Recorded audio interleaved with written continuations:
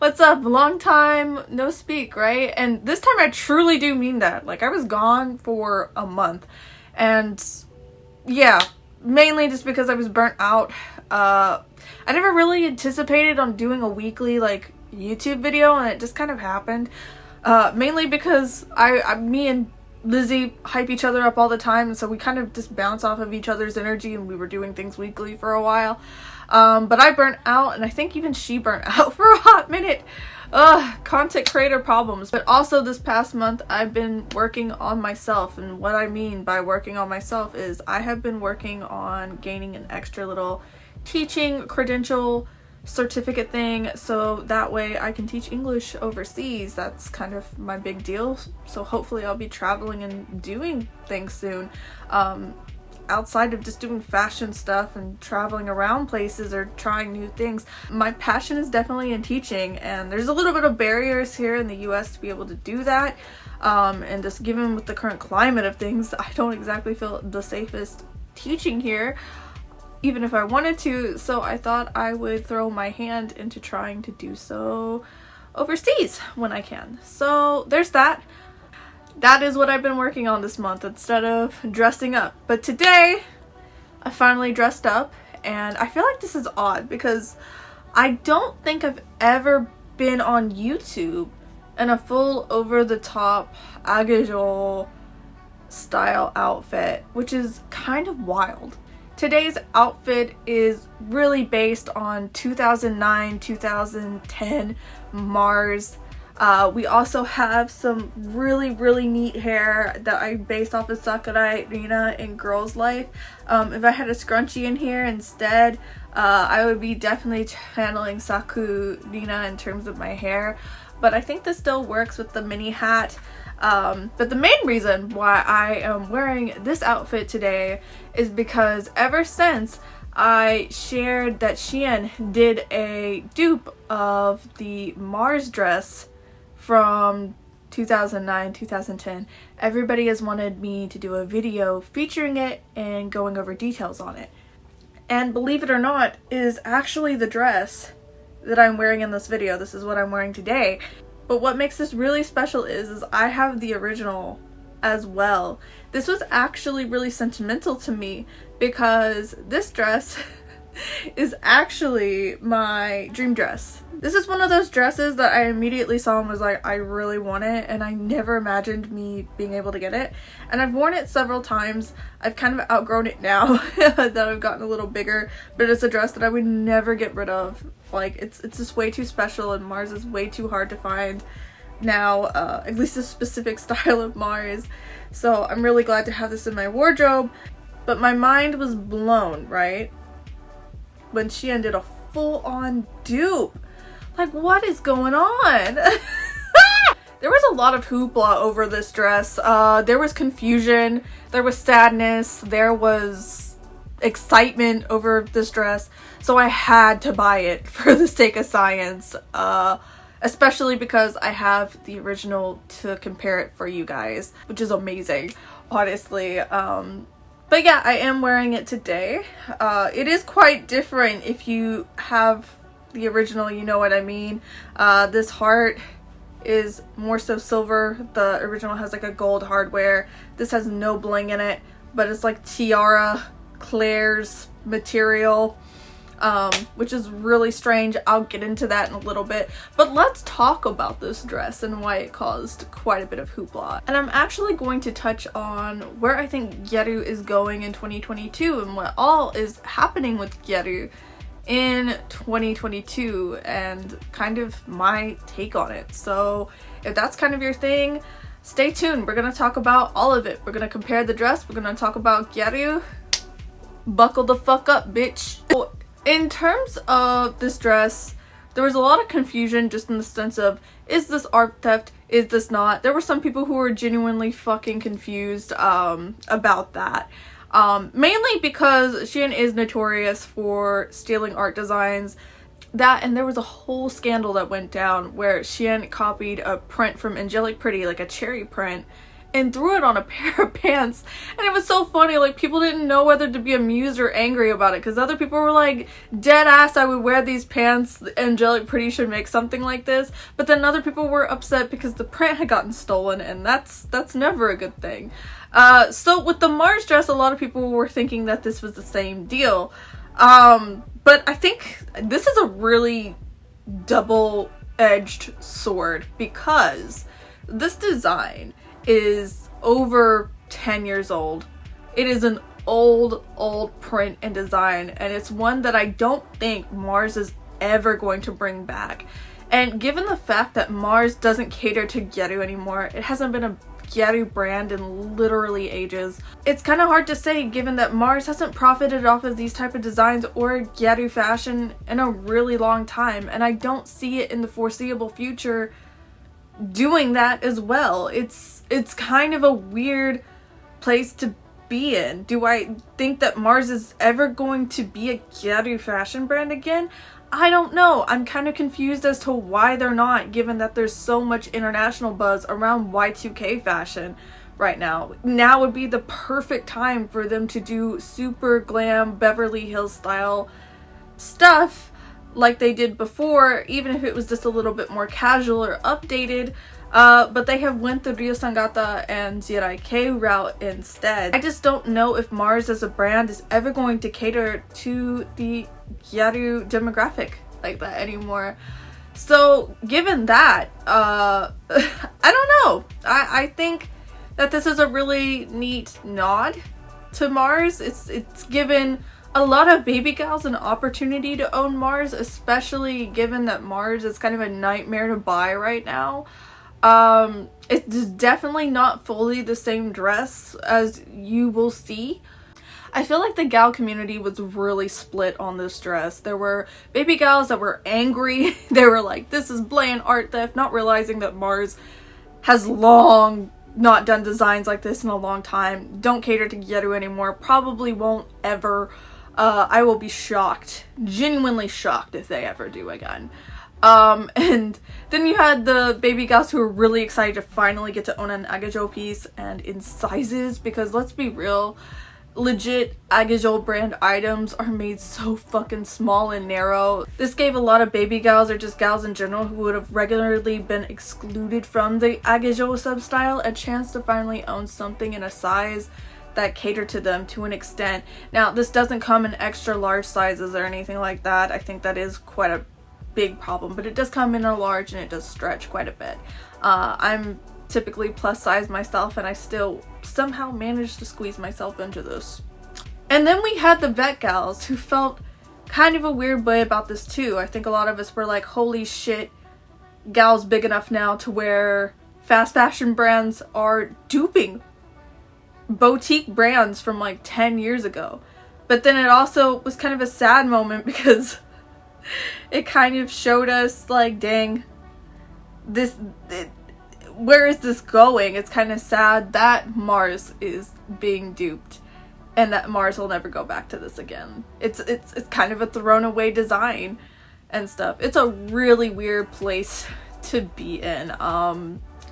And in terms of ethical fashion and things, I already talked about it in a video that I did showing a bunch of Shein items that I found that worked for Gyaru fashion, that Gyaru fashion has never quite been ethical. All the clothes are made in factories in China, in South Korea, in Indonesia I think as well. Maybe some other places. Those are the three that come to mind easiest. Like Liz Lisa, it's why you would get a bunch of Liz Lisa knockoffs for a little while, because the factory is over there, to the extent of where they even had a Liz Lisa in Hong Kong, because Liz Lisa was kind of a big thing back in the late 2000s, early 2010s. Everybody cared about Liz Lisa for a moment. I remember girls that would go on vacation with to visit their family in Hong Kong or whatnot, and they bring back suitcases full of us, Lisa. Like, that's how fucking crazy it was at one point in time. But yeah, they had a factory over there, so it was really, really easy to get dupes for stuff. A lot of people have suspected that with this piece, this is the same, because there was a lot of like knockoff Mars items as well at one point in time. So we're assuming that maybe this is a leftover design, or like a leftover print that they've had to edit, obviously, so they don't get sued. But a lot of people were thinking, maybe the original dress was also made in China. I'll actually look on my dress to see. This really leads me into where Gyaru is in Japan in 2022. And it affects the Western market, because we can't support the original country or its designers or creators that started Gal or supported Gal, because Gal isn't being supported over in Japan as strongly as it is being in the West, which is ironic. It's so strange, because obviously there's interest in the West. We're buying knockoffs, but in Japan nothing is being made. So it's a really weird time. I feel like there's interest in Gal in Japan, but it's the Gal mind. It's not dressing Gal or participating in Gal activities or having brand loyalty or just any of the things that were associated with Gal. And I feel so bad for like baby gals coming into this fashion, because you guys don't have nearly the amount of fun things that I had coming in. Or even before I came in, you know, I looked at Gyaru things for a really long time, and just the amount of charisma models that were a thing was just insane. Like, we went from Tsubasa to Kumiki to Junkomori to Okarie. We had so many different models, and I'm just listing off the ones in Pop Teen. Like, that's not even the egg models. We had Karu, Hiromi, Katan, and then in Ageha, obviously we had Shizuka, Moto, Sakurai Rina, Momoeri, all of them as well. And now there are models that people know about, but they just don't hold the same flame to the originators, in my opinion. I feel like Gal is more about content creation and looking really prim and poised.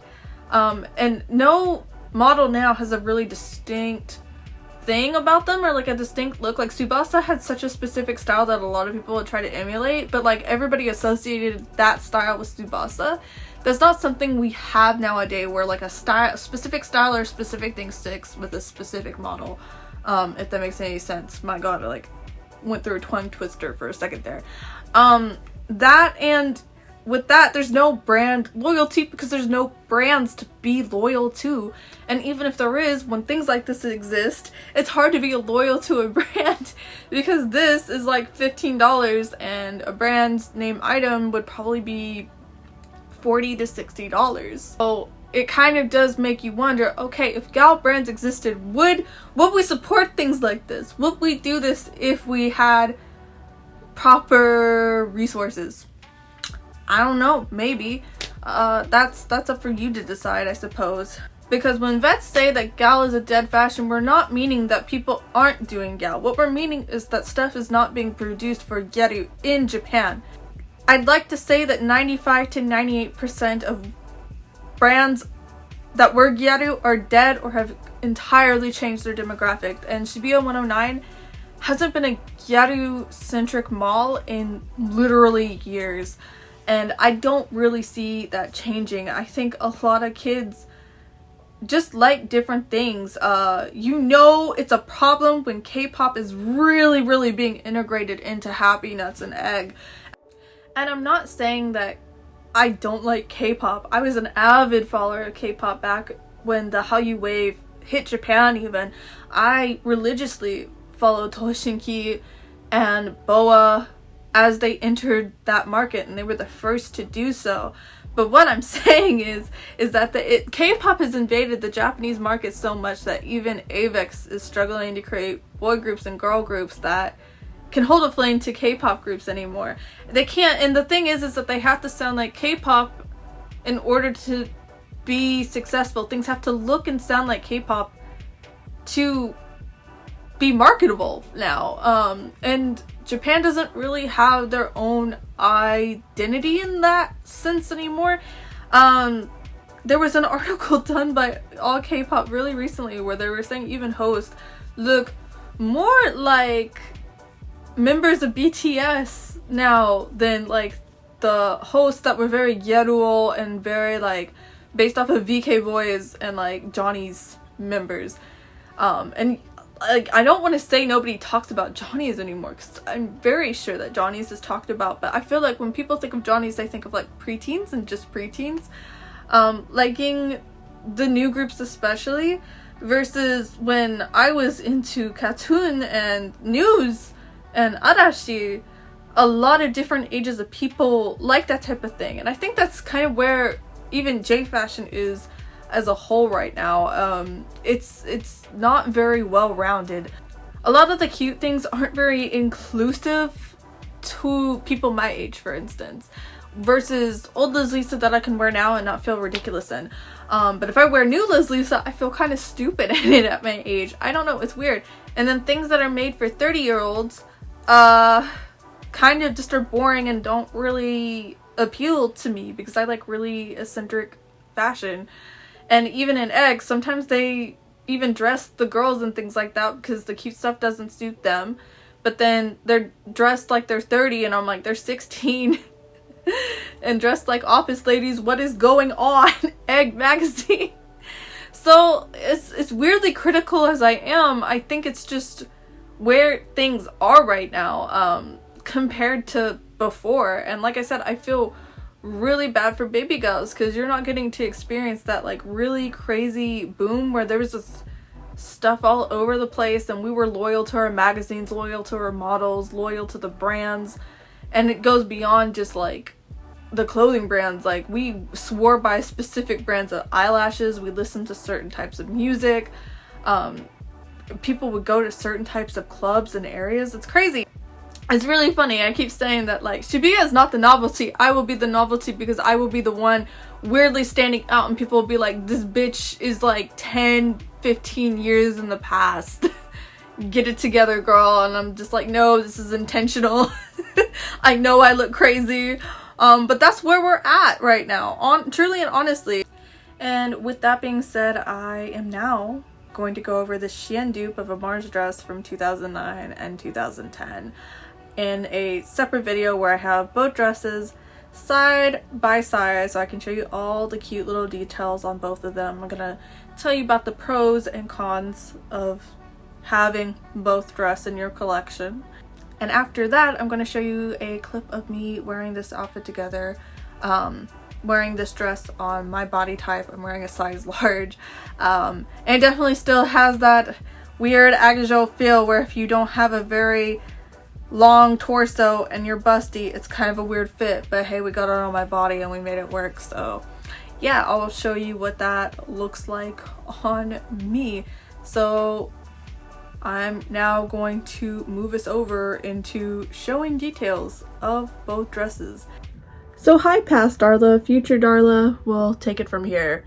So as you see, I have both Fame dresses side by side, and as you see, there are very distinct differences between the left, which is the Shein dress that's duping, the dress on the right, which is the Mars dupe. And now I'm going to go over some of the key differences.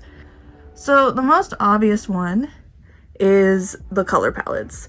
So the Shein one is way more hotter of a pink, almost arguably neon. And the Mars dress on the right is more of like a softer, more muted pink, which is strange. And it's not showing on camera, but in person it's almost purple, like a purple pink instead. And then the Mars side in the hearts has the Mars logo in it. It's not everywhere. It doesn't show up too often, save for maybe at the bottom of mine. But there's at least one whole Mars logo showing, and they're always in the hearts. Nowhere else on the dress does the Mars logo show up. And then on this dress, there are no Mars logos or anything. Matter of fact, the contrast is so upped on this dress that sometimes the argyle / plaid pattern that they have going on blends in with the card set print. Another key difference is the sleeves on both of these dresses. The Mars one is a quarter sleeve dress, and the Shein one is a spaghetti strap dress, which is quite interesting. And then we have the bows on both of them, which are quite different. The Shein one has kind of a plasticky Claire's tiara material with no bling in that heart, and I almost want to see somebody properly bling it out because there's spaces to put bling in that, but I don't know how you'd wash this dress given that this is a plastic fucking heart in the middle, right? Also, the bow is quite flimsy, and like, say like there's wind or whatnot, this would flap. It's not being held down or anything like that. And then the Mars dress has a way more structured bow. It's not attached anywhere. It's its own thing. Also, you can tell the bust is different. And I feel like this does make this dress a more awkward fit because there's no area for the bust. Something I noticed about this dress is that there's excess fabric. Both Rosie and I, because Rosie has also worn this dress, has mentioned that the fabric is kind of excessive. We have to almost bunch it up under our titties to kind of hide the fact that this dress is too long and has too much excess fabric. And that is because it doesn't have this paneling. And it's not something I would have recognized or noticed until I put this dress on. But this has this like under boob paneling, which is good and bad. It's bad in the sense that this is really fucking small. Even when I was small enough to fit into my dress, the titties were always too small. Like they always like fell like here, but the boob part stops here. This one does not have that, but it kind of gives it an awkward fit because this bow is so small and there's no like structure in here. It's really fucking strange. But in terms of the bow, it's not having to be sewn on or anything. It's quite structured. And then this is just like a rhinestone buckle with gold hardware. And all my rhinestones are in, thankfully, still. But this holds over better in the wash than this, arguably. What I typically do is I put this dress inside out, put it in a garment bag, put it on hand wash only on the cycle in the washer, and then I just, hang it to dry. I do not put this in the dryer at all. This air dries because I want nothing to happen to the bling. I don't want anything to happen to this dress. So in terms of the dress too, in here, this also has paneling in here, which kind of helps keep the dress's structure, though it does also make the dress quite narrow. But then I can also argue this one is also quite narrow. If you have any bust on you at all, any ass, any titty, this is a weird dress. I don't know how to explain it, but like it's very narrow with excess fabric. It's more long than it is wide. This one isn't long nor is it wide, but it does kind of give you, if you have the right body for this, a really nice silhouette. I will say that. And what a lot of people do with this dress is that they will throw one of those like fluffy Mars skirts, like in black with the pink edging, underneath this to lengthen this more if it's too short, because most of the time, even on Japanese girls, this dress is quite short, and they figure out ways to lengthen it. All right, then in terms of material, we have this side, which I don't know how to explain this material. It's not stretchy or anything like that, but it's not like the most rigid material ever. But as you see, like the hems on this are quite nice and everything. And then on this one, it's like bathing suit material almost. Like it's a definite cheap material, and as you see, like it's been sewed in here instead of like this one that has like a little bit of edging. I don't know if I can, yeah, there we go. That's the difference. So those are the differences to the dress. from the front. I'm going to show you the back just because I know somebody's going to ask about the back, though it's pretty much the same thing.